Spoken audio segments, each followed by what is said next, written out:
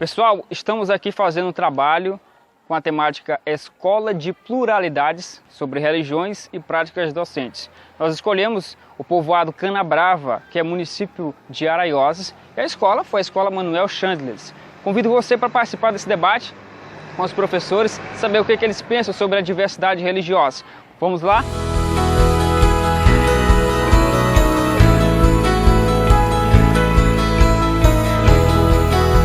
Essa aqui é a Escola Manuel Chandlers, fica a aproximadamente 420 quilômetros da capital maranhense. Vamos lá, que os alunos da Universidade Estadual do Maranhão estão aqui para fazer essa entrevista.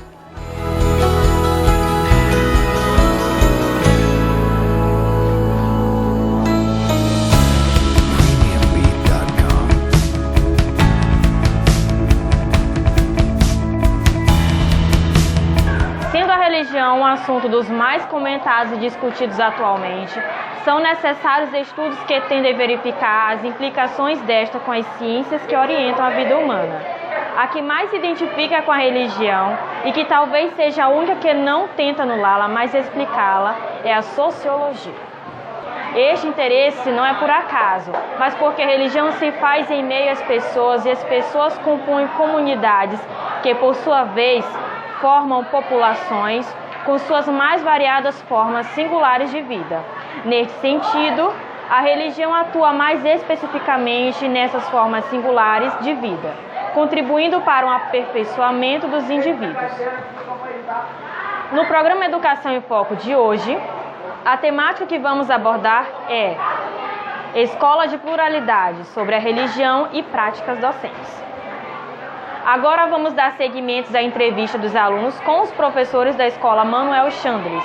Os alunos são Michel Loyola, Tailane Araújo, Francisco de Paulo, Alan Santos, Emanuel Lima, Eltonio Araújo e Marcos Adriano.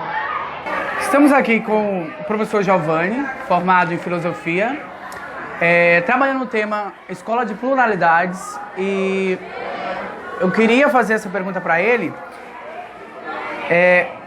Como você, como professor de filosofia, percebe a escola como um espaço de pluralidades? A escola, na sua origem, ela é a sede do saber.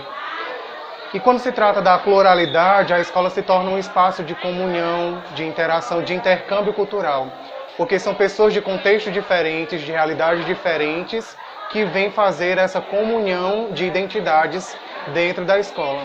Só que isso naquela coisa bonita, naquela coisa muito ideal. Porque muitas vezes o que fica implícito na escola é que o aluno ele não é reconhecido na sua individualidade. E aí, por exemplo, nós podemos tomar por base o fardamento, que é um sentido muito positivista de tratar o aluno como se fossem todos iguais, como se cada um fosse semelhante ao outro. E aí cabe ao papel do professor buscar uma metodologia que atenda essa necessidade dessa pluralidade, buscando ressaltar que cada aluno tem a sua identidade, que cada um se constituiu de uma forma, e isso é que faz a beleza e a riqueza da escola. Então, professor Giovanni, falando sobre a pluralidade de religiões na escola e do que já foi falado, eu queria que você falasse um pouco das vantagens e desafios de dar uma aula num lugar repleto de diferenças. Eu acho que primeiro vale ressaltar a importância e o valor da escola que trabalha o ensino religioso. Primeiro, porque é um desafio muito grande diante de tantos contextos religiosos em que a gente vive. Só que ensinar a religião ou as religiões dentro da sala de aula se torna um desafio muito grande. Primeiro porque, para que isso não recaia numa doutrinação ou numa espécie de catequese. Então cabe ao professor ter um olhar muito clínico para aquilo que ele vai ensinar. E aí talvez diante dessa realidade caiba a pergunta para nós que já vivenciamos essa trajetória de ensino fundamental maior. O que foi que nós aprendemos com as religiões? Será se fosse para a gente descrever o que nós aprendemos do candomblé, ou o que nós aprendemos da Umbanda ou do Espiritismo? O que foi que ficou de importante dessas religiões que marcou a nossa vida? Eu acho que se torna um desafio muito grande porque muitas vezes isso não é abordado dentro da sala de aula. porque talvez o sentimento que fique é de que o professor não tendo uma aptidão, já que ele está sobrando, é ele o responsável por ficar com aquela matéria. E aí talvez o ensino dessa religiosidade para que o aluno, que seria responsável por conduzi-lo a uma experiência do transcendente, fica prejudicada porque o professor não tem domínio daquilo que ele ensina. Estamos na escola Manuel Chandres e vamos conversar com a professora Adna, professora de ciências. Professora, quando falamos do tema escola de pluralidades, de acordo com o Belo, faz-se necessário transformar a sala de aula em um espaço de liberdade, de pensamento e de construção do conhecimento. O que você pensa sobre isso? Que devemos ouvir os nossos alunos, que é a nossa clientela principal, e transformar todos os pensamentos dos nossos alunos, tá, em conhecimento didático. Porque toda a nossa realidade que é trazida de fora, temos que transformar e buscar aprendizado para que eles possam entender melhor. Professora, na sua opinião, a prática educativa da escola tem conseguido combater as práticas sociais de intolerância religiosa? Temos, porque dentro do nosso ambiente escolar, na nossa escola, nós temos diversidades de religiões. Até então, temos tido respeito pelos nossos alunos têm nos respeitado. Tem trazido o convívio deles de fora, a nossa clientela de alunos são alunos excelentes em relação à educação religiosa. Eles respeitam porque nós o tratamos da mesma maneira que temos tratado eles. Bom, a próxima pergunta, a professora Ádila, é a seguinte. Segundo Junqueira, o grande desafio dos educadores é proporcionar ao aluno a experiência do transcendente, possibilitar a cada indivíduo a experiência da dimensão religiosa. Qual a sua perspectiva sobre as religiões inseridas no ambiente escolar? Temos sempre mostrado, com temas transversais, que podemos abraçar e conviver com todos em harmonia, para sempre devermos lembrar que porém, temos que lembrar que nós estamos numa escola. É um ambiente escolar, tudo tem que ser transformado didaticamente. Como você observa a influência educacional das religiões para a formação de um mundo melhor? É uma influência boa. Por quê? Pessoas que são levadas, são criadas em âmbitos religiosos, elas sempre nos trazem bons proveitos em sala de aula, porque foram ensinadas desde criança o respeito pelo colega, o respeito pelo professor. Nós observamos que existem determinados momentos onde a criança ela não tem um convívio religioso, o pai e a mãe não participam de nenhuma determinada religião, as crianças elas não têm esse convívio, elas não buscam esse aprendizado. Ou seja, eu, como evangélica, sempre trago comigo e sempre aprendi. A Bíblia nos diz, ensina a criança no caminho que deve andar, para quando crescer, não esquecer dos seus ensinamentos. Portanto, isso é o que acontece quando os pais ensinam essas crianças no âmbito religioso. Ok, professora, muito obrigado pela sua participação. Não há de que, estarei sempre à disposição. Estamos aqui com o professor Olavo, que leciona Geografia.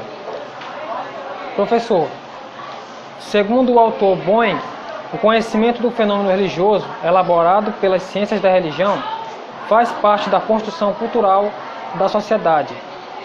Comente esta frase. Se nós formos em busca da história, nós podemos dizer que há uma importância, ou há um significado muito importante da religião no seio da sociedade, para o desenvolvimento, para o convívio, até porque a família tem por base, todo mundo, eu acredito que todos devem saber disso, tem por base o critério judaico-cristão.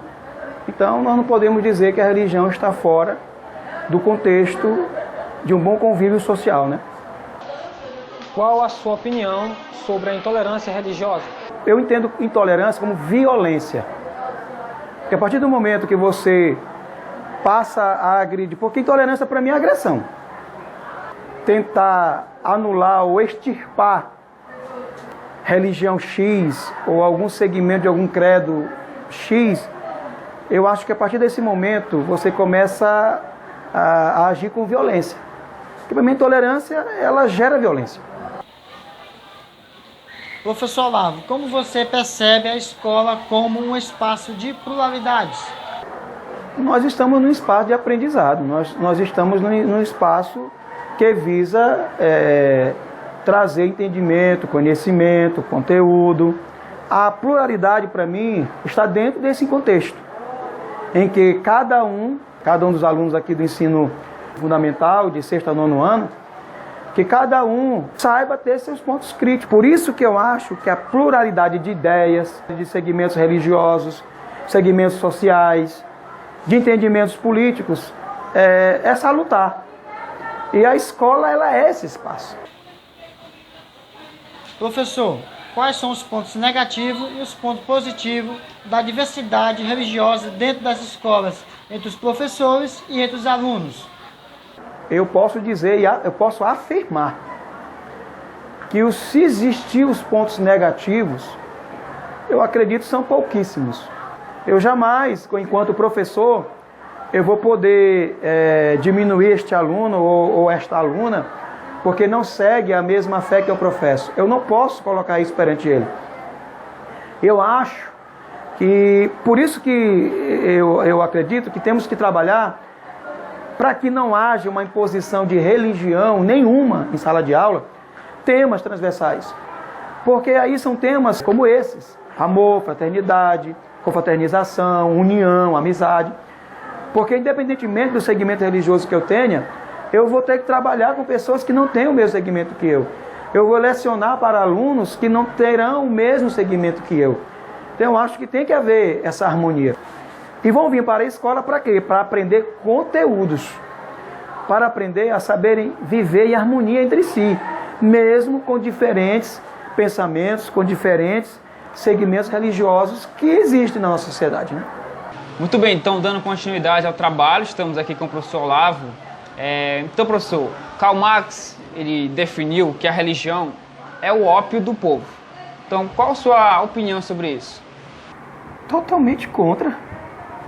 Eu acho que se a sociedade, se a humanidade não tivesse sido norteada pela religião, e claro, como eu volto a frisar, a religião que traz o contexto judaico-cristão, eu acho que a sociedade na qual estamos inseridos hoje, eu acredito que não existiria. Então, no meu ponto de vista, eu acredito que foi uma colocação infeliz por parte dele. Ok, então, professor, olha, nós temos os dados do IBGE de 2010. Ele mostra que 86,8% da população brasileira ela é considerada cristã, entre católicos e evangélicos. Então, diante disso, levando aqui para o contexto escolar, essas minorias, né, as pessoas de religião afrodescendentes, espíritas, dentre outras, elas são esmagadas dentro da sala de aula por essa maioria. Eu poderia dizer apenas um não, para definir que não. Volto a repetir, nós somos um país cristão e creio que por sermos um país de maioria cristã, os segmentos religiosos de minoria, eu não vejo eles serem esmagados de forma categórica. No campo das ideias, pode ser que eles não tenham a sua vantagem no campo das ideias. Então eu acho que esse termo esmagado, eu acho que não. Então, professor, nós temos uma nova lei, a lei número 13.796, de 3 de janeiro de 2019. Essa lei, ela altera a parte da LDB. O artigo 7, ele diz o seguinte: ao aluno regularmente matriculado em instituição de ensino pública ou privada de qualquer nível, é assegurado no exercício da liberdade de consciência e de crença o direito de, mediante prévio aviso e motivado requerimento, ausentar-se de prova ou de aula marcada para o dia em que, segundo os seus preceitos, sua religião, seja vedado o exercício de tais atividades. Então eu pergunto se esse tipo de lei pode atrapalhar o andamento da aula ou o andamento do professor mediante as aulas, uma vez que o aluno falta por motivo religioso? Não, jamais. Já que é objeto de lei, já que tem esse amparo até nós, professores, seremos amparados. Como você acabou de dizer, que a lei diz que tem que comunicar previamente para poder ter esse direito. E lá ele está participando de momentos religiosos dele e estamos amparados, tanto ele, aluno, como nós, professores, e a escola está amparada. Professor, então, você acredita assim, que essa lei ela pode abrir uma brecha, por exemplo, o aluno quer faltar a aula, quer matar a aula? Não vejo. Vou matá-lo, vou faltar porque eu vou para a igreja. Porque na redação, pelo que você acabou de mostrar aí, que ele fala muito bem, expressa muito bem de prévio, comunicação, e de requerimento. Não é uma lei que vai dizer assim, eu todo dia que eu quiser faltar agora, não. Pela redação ninguém vê isso. Certo, então, professor Olavo, eu quero agradecer em nome da UEMA a sua participação. Obrigado você, amigo, que ouviu, participou conosco. Obrigado aos alunos que comporam uma mesa junto conosco. O nosso abraço e agradecemos pelo carinho e a audiência.